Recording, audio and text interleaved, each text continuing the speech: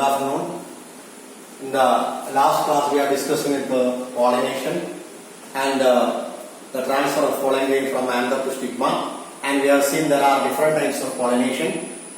Autogamy is a type of self-pollination in which pollen grains are transferred from anther to stigma of same flower.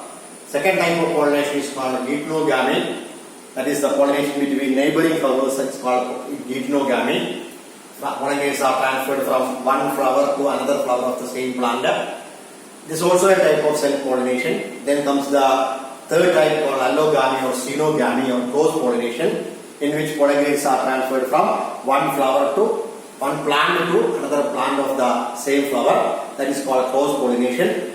And autogamy is classified into two types, cleistogamy and chasmogamy. Pollination in closed flower is called cleistogamy, and pollination in open flower is called chasmogamy. We have seen that different types of pollination. So questions can be asked like that. Differentiate between autogamy, geitonogamy and allogamy. Then comes the pollen grains cannot move in from one anther to stigma in higher plants. So pollination requires the help of external agencies. Total external agencies are classified into two categories: abiotic agents and biotic agents. And that is also discussed. The abiotic agents are of two types. One usually that takes place by wind and water are the abiotic agents mainly. Biotic agents include mainly different types are there, or maybe birds, or maybe insect, or maybe bat. Different types are there. Pollination by wind is called anemophily. Pollination by wind is called anemophily. Pollination by water is called hydrophily. Such flowers are called hydrophilous flowers. And pollination by bird is called, pollination by insect is called entomophily. And pollination by bird is called ornithophily. Pollination by bat is called chiropterophily. You have seen these agencies are there. So, and see, up to this we discussed in the last class. Then today we can see what are the adaptations, what are the characters of this wind pollinated, water pollinated and insect pollinated flowers. Usually that is important question carrying 2.5 marks. What are the adaptations? These flowers are showing various adaptations to work out pollination. You can see that. See, first of all, we can discuss the characters of wind pollinated flowers or anemophilous flowers. What are the characters of wind pollinated flowers or anemophilous flowers? Pollination by wind is called anemophily. Such flowers are called anemophilous flowers. Characters are, you can list one by one. And wind pollination takes place in grasses, usually in grass or in rice or in maize-like plant. Grasses especially, pollination takes place by wind. You have seen that characters can be seen. Flowers are small, very small flowers, because they will not have to attract the insect. Flowers are small and they are seen as group. They are usually seen as group or inflorescence. Second point, flowers are without smell, no color and no nectar. Usually flowers are without smell because they do not have to attract the insect or any other agencies. So they are without smell, without color, without nectar or honey. Usually this is attracting factor, nectar. So flowers, pollination is by wind. So no smell, no color, no nectar. And see, flowers are or inflorescence is above the level of leaf. Above the level of leaf, because the inflorescence group of flowers is called inflorescence. Flowers are usually rice or grass or sugarcane like plant. You can see that flowers are seen as grasses. In rice you can see that flowers are seen as inflorescence, and that will come above the level of leaves, so that when the wind comes, the pollen grains can be easily dispersed. So inflorescence is above the level of leaves. And another point is that pollen grains are small and produced in large numbers. So in some of the flowers in plants or some of the flower contain 1 lakh or 2 lakh pollen grains. Many plants are there like that. Large number of pollen grains are produced and they are usually small in size because they are usually small and usually they are weightless. Pollen grains are PG. Pollen grains are usually weightless. Pollen grains are weightless. Pollen grains are smooth and dry. Smooth and dry because they have to carry by wind. So they are small in size. Large number of pollen grains are there. They are usually smooth and dry because they have to carry by wind. Then these are the characters of, and flowers are without smell, without color, without nectar, indoors, and anthers are versatile. You remember that anthers are versatile. A new word for you. Versatile means anthers are moving. Anthers are fixed like that. So this is the anther, and filament is fixed like that at a particular point. So anthers are easily shaken. Versatile means moving. So when the wind comes, they are easily shaken and pollen grains are carried by wind very easily. So anthers are versatile. And 8th point is that and stigma feathery, right here as an 8th point, stigma is usually feathery, feather-like. Feathery stigma. You can see that this is suppose I represent a stigma like that. Stigma is feathery in appearance. Hair-like structures are present on the stigma, so-called feathery stigma. Usually stigma is usually not like that. So hairs are present on the stigma, that is called feathery stigma. These are the characters of wind-pollinated or anemophilous flowers. Important one. Question carrying 3 marks. You can points are given. You are asked to identify. So that I will repeat once again. Pollination by wind is called anemophily. Such flowers are called anemophilous flowers. Usually grass or rice or maize plants are usually examples. And you see flowers are small in size. They are seen as a group and flowers have no smell, no color, no nectar. Flowers are seen as an inflorescence that is projecting above the level of leaves. It can be easily shaken by the wind. And pollen grains are very small in size. They are produced in large number of thousands of pollen grains are produced in the flower, and because they are carried by wind, very few reaches on the stigma to affect pollination. 99% of pollen grains are wasted. So when they are carried by wind, they are carried in some other places. So large number of pollen grains are produced to reduce the loss of pollen grains when carried by wind. Then pollen grains are usually weightless. Very dry pollen grains. They are smooth in appearance. They have to carry by wind, so they are usually dry. And the anthers are versatile. Anthers are easily shaking anthers. And the stigma of the plant, stigma is feathery. Hair-like structures are present on the stigma. So these are the characters of wind-pollinated or anemophilous flowers. Then next comes some of the adaptations of pollination taken by water, hydrophilous flowers. So pollination by water is called hydrophily, and flowers are called hydrophilous flowers.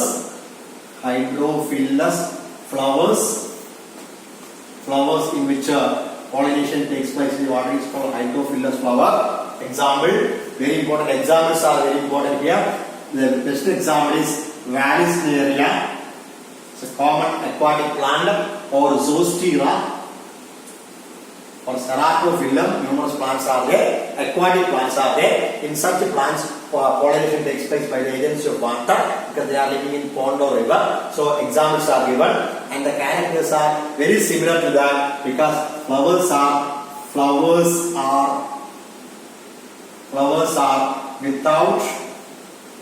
without smell, color or nectar. Flowers are not attractive because they are present in water. So flowers are without smell, without color, without nectar, and large number of pollen grains. Number of pollen grains are more. Large number of pollen grains are more. Large number of pollen grains are produced to prevent the loss by some other methods. And remember that one important character is that pollen grains are usually ribbon-like.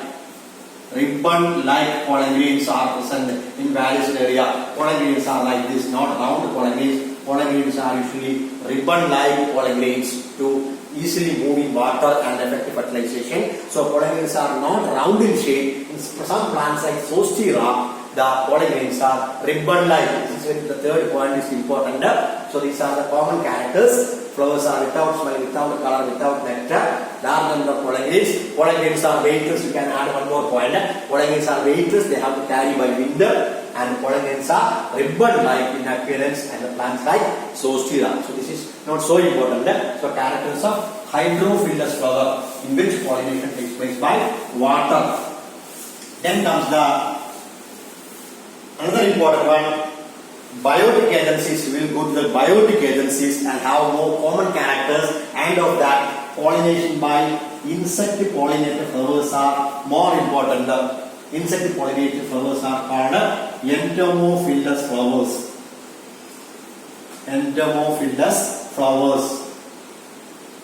Characters of some flowers which are pollinated by insects are called as entomophilous flowers, and characters are flowers are with smell, with color to attract the pollen. The insect, usually insects are coming, birds are also coming. They are visiting the flowers. They are attracted. They have attract the pollinators or insect or bat, whatever it may be. So pollinators are with the flowers are with the smell, smelly fragrance.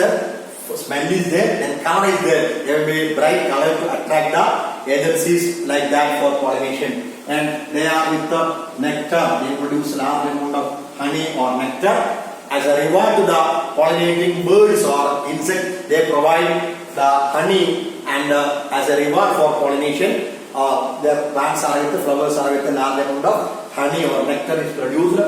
And flowers are, the pollen grains are sticky. Pollen grains are with the spines to attach on the body of insect, or they are with the sticky in appearance. They have gum-like structures on the surface to stick on the body of the insect or birds.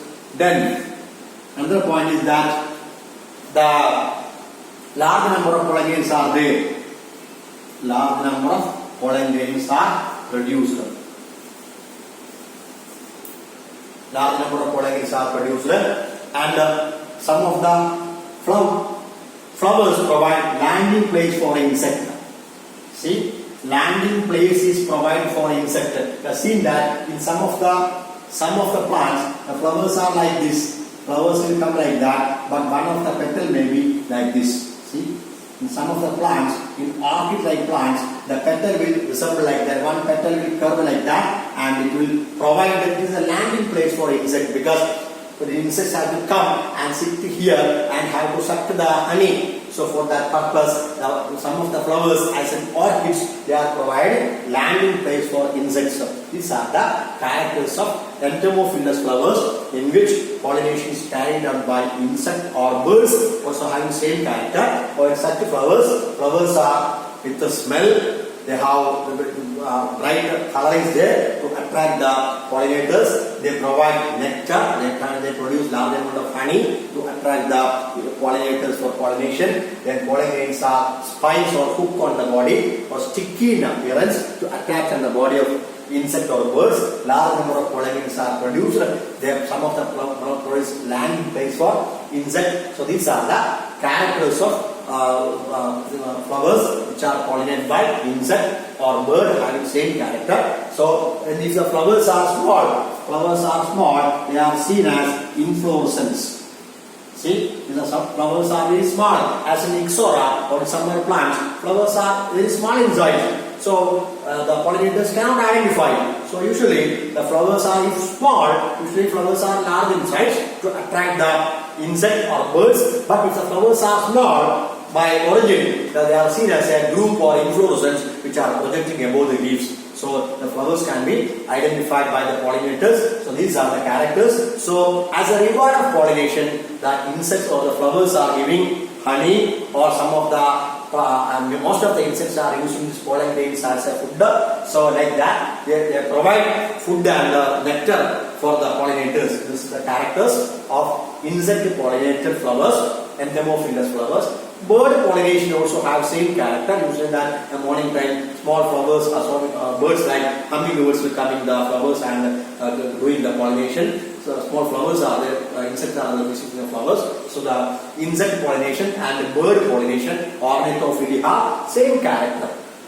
But one difference is that the last comes the pollination by bat, chiropterophily. Bat pollination is usually very rare case because of bat is moving in the night time, so flowers are nocturnal, so flowers are opening in the night because bat will come out during the night only. So very rare pollination takes place by bat. Remember that in such flowers, in banana, the pollination takes place by the bat. In many plants are they like that. If the flowers are pollinated by nocturnal animals like bat or any insect, flowers are with white color may be white and have more smell, because in night time the pollinators identify the flower not by using color because of the white appearance, and the smell is more. The flowers which are pollinated opening in the night time, you can see that such flowers are usually flowers opening in the night.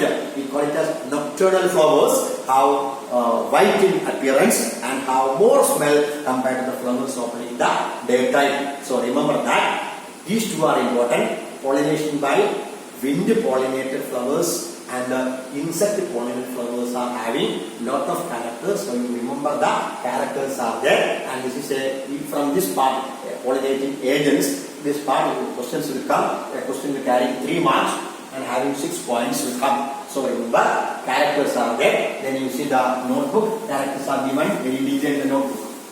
So that is the pollination second part. So by this we completed the first part, pre-fertilization changes. Pre-fertilization changes are classified into two. One comes the gametogenesis and gamete transfer. Gametogenesis, microsporogenesis and megasporogenesis, and then gametes are produced. Then gametes are transferred from anther to stigma. And related to that, there is one small topic called outbreeding devices. Outbreeding devices. A small topic is there in the textbook called as outbreeding devices. And here, say, most of the flowers are bisexual. See, most of the flowers in angiosperms are bisexual. You know what is the meaning of bisexual flower? Flower with both androecium and gynoecium are called bisexual flowers. Most of the flowers are bisexual. So there is a chance of self-pollination. You know, self-pollination means pollen grains are transferred from anther to stigma of same flower. That is called self-pollination. So in most of the angiosperm, there is a chance of self-pollination. And if self-pollination occur, what happens is that the phenomena occur that is called inbreeding depression. See, inbreeding depression. See, if the self-pollination occur continuously in flowers, there is a phenomena occur that is called inbreeding depression occurs. This is because there are two types of pollination, you know, self-pollination and cross-pollination. And if self-pollination occur, that is, if the pollen grain fall on the stigma of the same flower, loss of character occur. See, the good characters are there, same pollen grains are falling on the same stigma, the good character, superior character will lose generation after generation. So this phenomena by which, the process by which plant lose the good characters are called as inbreeding depression. See, you know what is the meaning of depression? Depression meaning loss, reduction. Inbreeding depression, it is a loss of superior character, good character by continuous inbreeding. Inbreeding means another word for inbreeding, self-pollination.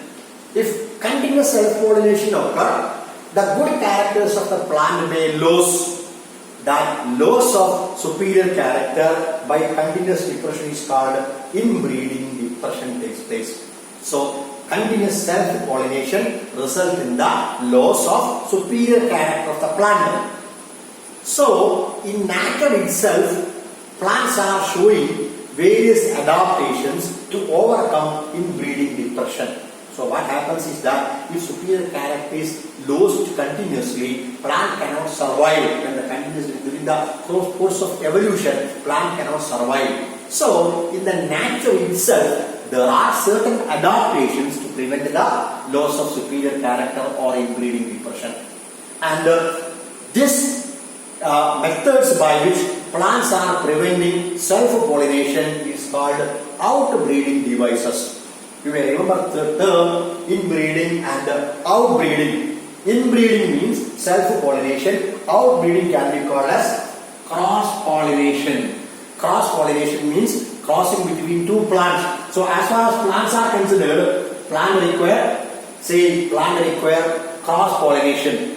So plants are showing various adaptations to prevent this self-pollination or to favor cross-pollination. So we can say that in the nature itself, plants are showing various adaptations to prevent the self-pollination or to favor cross-pollination. The adaptations shown by the plant to prevent or to favor the cross-pollination is called outbreeding devices, methods to prevent the self-pollination or methods to favor the cross-pollination. Because as far as evolution is considered, cross-pollination is important because it will produce variation, combine the characters of two plants together. So plants are, as far as the point of evolution is considered, cross-pollination is important. So plants are showing, in the nature, plants are showing various adaptations to prevent the self-pollination or to favor cross-pollination. Such adaptations are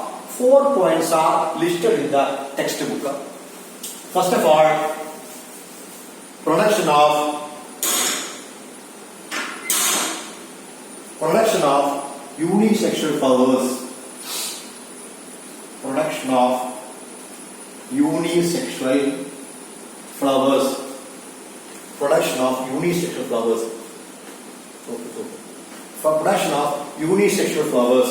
Flowers may be, unisexual means flowers which contain either male or female sex organ is called as unisexual flower. Either androecium or gynoecium is called as unisexual flowers. So in most of the angiosperm, flowers are bisexual, but usually some of the plants are producing unisexual flowers to prevent the flowers are unisexual. It may flower contain either androecium or gynoecium. So flowers are unisexual. So one flower contains androecium and other flower contains gynoecium. So flowers are unisexual to prevent the self-pollination and inbreeding depression. Then second point, this can be explained as declining. In usually the examination, competitive examinations are there. Usually competitive examination questions can be asked. The term can be used, declining, production of unisexual flowers. Then second comes anther and stigma mature at different time. You see, anther and stigma mature at different time. You see that anther in the flower there is androecium is there, gynoecium is there. Androecium will mature first, then after some time gynoecium will mature. You see that pollen grains are there. The viability of pollen grains are in very few hours. So pollen grains, suppose anther will mature in the morning time, and after 6 or 7 hours the stigma will mature. So the maturing time of anther and stigma is different. Then third point, anther and stigma mature and placed at different position. Anther and stigma are at different positions. You see that sometimes the stigma will come like that. Stigma is at a higher level and anthers are at a lower level. So at different level, anther comes here and stigma at a higher level, or maybe different. So sometimes they are kept at different levels. That is called anther stigma at a different position. That is called as heterostyly. And that is called heterostyly. Different position. And fourth point is that this is very important. Self-incompatibility. Self-incompatibility. This is important. Self-incompatibility means this is an important adaptation genetically. This is the inability of pollen grain to germinate on the stigma of the same flower. Inability of pollen grain to germinate on the stigma of same flower. Inability means if pollen grains are falling, suppose by self-pollination, the same pollen grains are falling on the stigma. Pollen grains are falling on the stigma. Pollination takes place, but pollen grains cannot germinate. It will not germinate. It cannot go to the next stage. The pollen grains they cannot germinate, or they will be destroyed on the stigma itself. They cannot germinate. Pollen germination, fertilization will not take place. So this is a genetical phenomenon which is mediated by hormones. So pollen grains, even falling on the stigma, they cannot germinate. They cannot fertilize. So that process is called self-incompatibility. That is the inability of pollen grains to germinate on the stigma of same flower is called self-incompatibility. So there are 4 points are there. What are the outbreeding devices? See, outbreeding devices. Outbreeding devices means the methods to prevent the inbreeding depression or self-pollination, or methods to favor the cross-pollination. Plants are showing 4 adaptations. That 4 adaptations are important. A question carrying 2 marks. So, production of unisexual flowers, that's called as declining. Male flowers and female flowers are there. Male flower contain androecium and female flower contain gynoecium only. And anther stigma mature at a different time, so that the fertilization will not take place. Anther and stigma at different positions, they are at different levels. That is called as heterostyly. And the self-incompatibility. Pollen grains are, even though pollen grains are falling, they will not germinate on the stigma. There is no chance of fertilization. So 4 points are there. What are the outbreeding devices, or list the outbreeding devices? Question carrying 2 marks. Each point has half marks. And of that, this is another important one, self-incompatibility. It is an adaptation because it prevents the self-pollination and the inbreeding depression. So that's over. And the first part is over. The first part of the reproduction called pre-fertilization changes are over. Then comes the next topic, second part, very important part of the chapter called fertilization. Second part of the reproduction called fertilization. So this is a fertilization. Fertilization means joining of male and female gamete, and we can discuss detail. Fertilization is very important one. So now after pollination, we can start that. After pollination, see that. Now this is the mature gynoecium, and this is the mature gynoecium. You have seen that the ovules are present inside the ovary. This is the ovule. And inside the ovule there is the female gamete, the 2 synergids, 3 antipodals, and 2 polar nuclei, and microcoil is present at this position. So you know this is the ovary, and this part is called style, S-T-Y-L-E, and this part is called stigma. And this is the mature gynoecium. Inside there is the central egg cell and 2 synergid, 3 antipodals, and polar nucleus is there. And now the second part commences with, now pollination is over. The pollen grains are present on the stigmatic surface. Pollen grains are present on the stigma. You see that numerous pollen grains are, all pollen grains are present on the stigma. Then pollen grains or stigma produces sugar-like substance on the day of opening of the flower. You can see that on the stigma, a secretion will come out, a gum-like structure will come out, a honey-like secretion will come out, and this gum-like structure contains variety of enzymes and hormones. So remember that on the stigma there is a gum-like substance. You can see the gum-like substance on the tip of the stigma on the day of opening of the flower. And see that when the stigma secrete a gum-like, sugar-like substance, it contains sugar also, carbohydrate also. So pollen grains are falling on in this sugar-like secretion or honey-like secretion. Pollen grains are falling on the stigma. So pollination is over. Now the stigmatic surface contains large number of pollen grains. From that, pollen grains began to germinate. Pollen grain began to germinate. Before that, the stigma contained various types of pollen grains. Maybe by wind pollination occur, insect pollination will occur. So insects will be visiting different types of flowers, and where the pollen grain of different plants may reach on the stigmatic surface. Then now the stigma will identify the right type of pollination and avoid wrong type of pollen grains. See, that is the character of stigma will identify the right type of pollen grains and it avoid the right type of pollen grains and select the right type of pollen grains. Some other pollen grains are there. Pollen grains of some other species will also come. So that pollen grains cannot germinate. They cannot fertilize. So stigma identify its own type of pollen grain. It will avoid the pollen grain of other plants. So identify its own pollen grain, and it can only germinate. This pollen grain cannot germinate and fertilize. And how the stigma can identify its own type of pollen grains? That is by enzyme reactions. This contains hormone. Enzymes are there. So there is a reaction takes place between the stigmatic surface, the hormone and the pollen grain. Hormones and pollen grain will undergo reactions, chemical reaction mediated by hormones. So hormones are there. Hormones will identify that. So by the chemical reactions, stigma identify right type of pollen grain and avoid wrong type of pollen grain. And this right type of pollen grain can only germinate and it can go to the next process. It will undergo next process that is called pollen germination. This pollen grain began to germinate.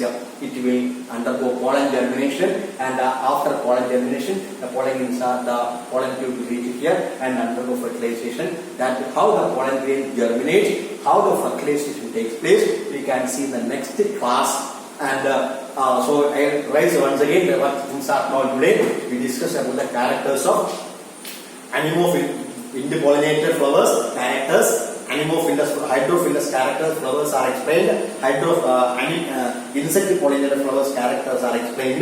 Then comes the outbreeding devices. What is outbreeding? What are inbreeding? Inbreeding depression.